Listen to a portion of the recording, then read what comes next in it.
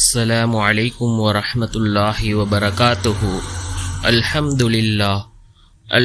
لله الذي نحمده ونستعينه ونستغفره ونؤمن به ونتوكل عليه أما بعد.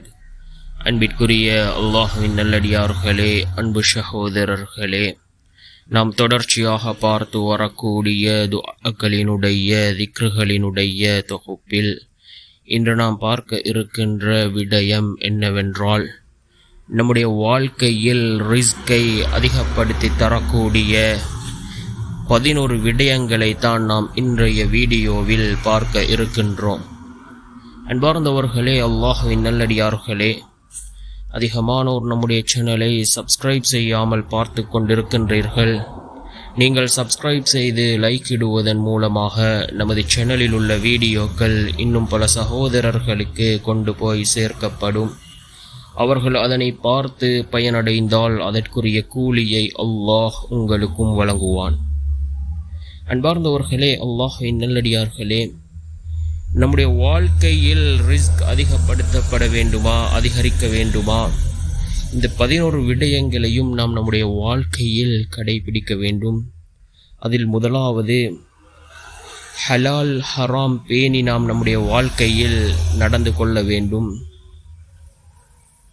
அல்லாஹ் தன்னுடைய குர்ஆனிலே அல்லாஹ் இவ்வாறு குறிப்பிடுகின்றான். அதாவது சூரத்துல் ஆராஃபிலே அல்லாஹ் இவ்வாறு குறிப்பிடுகின்றான்,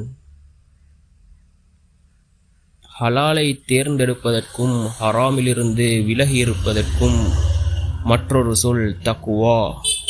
குர்ஆன் தக்வா, பக்தி மற்றும் ரிஸ்க் ஒதுக்கீடு ஆகியவற்றுக்கு இடையே உள்ள ஆழமான உறவை வலியுறுத்துகிறது.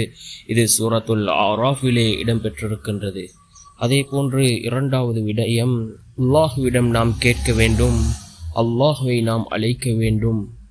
அல்லாஹ்வின் பெயர்களில் ஒன்றுதான் அல்-கானி, பணக்காரர் மற்றும் தேவையற்றவர் என்று பொருள்படக்கூடிய இந்த அல்-கானி என்ற இந்த அல்லாஹ்வினுடைய பெயரை அழைத்து நாம் அல்லாஹ்விடம் உதவி தேட வேண்டும். ஓ என் அடியார்களே, உங்களில் முதல்வரும் உங்களில் கடைசியரும் உங்களில் மனிதர்களும் உங்களில் ஜின்களும் ஒரே இடத்தில் எழுந்து என்னிடம் வேண்டுகோள் விடுங்கள். மேலும் அவர் கேட்டதை நான் அனைவருக்கும் வழங்கினால் அது என்னிடமுள்ளதை குறைக்காதே. ஒரு ஊசியை வைத்தால் கடலை எவ்வாறு ஒரு ஊசியை கடலினுள் நான்